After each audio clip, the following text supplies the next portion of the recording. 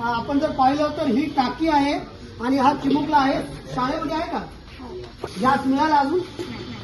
आखाती देशामध्ये सुरू असलेल्या युद्धाचा परिणाम महाराष्ट्रामध्ये गॅस सिलेंडरवरती मोठ्या प्रमाणामध्ये झालेला आहे. हिंगोलीमधली सकाळची परिस्थिती दाखवतो. सकाळी 7 वाजता हिंगोली शहरातील गॅस एजन्सीवरती हे सगळे नागरिक या ठिकाणी दाखल झालेले असतात आणि गॅस मिळवण्यासाठी अगोदर रांगेत आपला पहिला नंबर लागावा यासाठी हा सगळा प्रयत्न असतो. शाळकरी विद्यार्थी देखील या ठिकाणी गॅससाठी येतात. खरं तर आपल्या वडिलांसोबत गाडीवरती सिलेंडर घेऊन आलेला चिमुकला आहे. आपण जर पाहिलं तर ही टाकी आहे आणि हा चिमुकला आहे. शाळेमध्ये आहे का? कितवीला आहे? आज शाळेत गेला नाही? आज रिझल्ट होता. गॅसची टाकी कधी आणली सोबत? बर, गॅस मिळाला अजून? हे सगळ्या चिमुकल्याला तास थांबावं लागत आहे. वृद्ध आजोबा आहेत, आपण त्यांना विचारूया. खरं तर हिंगोलीमध्ये मोठ्या प्रमाणामध्ये गॅस साठा उपलब्ध असल्याचं प्रशासन सांगत आहे.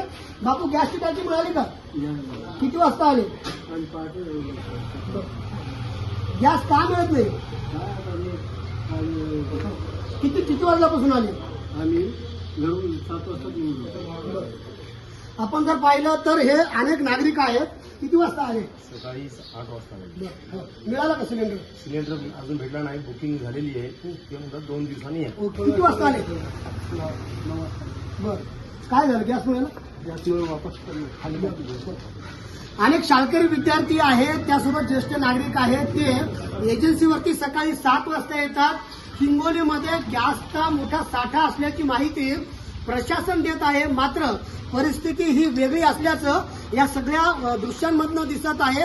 आज हिंगोलीचे जिल्हाधिकारी राहुल गुप्ता बैठक घेणार आहेत आणि या बैठकीनंतर हिंगोली जिल्ह्यामध्ये नेमक्या किती सिलेंडर साठा आहे आणि नागरिकांना ते काय आवाहन करणार आहेत याकडे आता सगळ्यांचं लक्ष लागलेलं आहे. मात्र सध्या तरी शाळकरी विद्यार्थी जे आहेत ते अशा पद्धतीनं सकाळी आपल्या वडिलांसोबत, आपल्या भावासोबत गॅस सिलेंडर मिळवण्यासाठी प्रयत्न करताना दिसत आहेत. संदीप नागरे, साम टीव्ही न्यूज, हिंगोली. महाराष्ट्रातील सर्व बातम्यांचे विश्वासार्ह व्यासपीठ. सकाळच्या सर्व सोशल मीडिया प्लॅटफॉर्मला लाईक, फॉलो आणि सबस्क्राईब करा. तसंच सर्व नोटिफिकेशनसाठी बेल आयकॉन प्रेस करायला विसरू नका.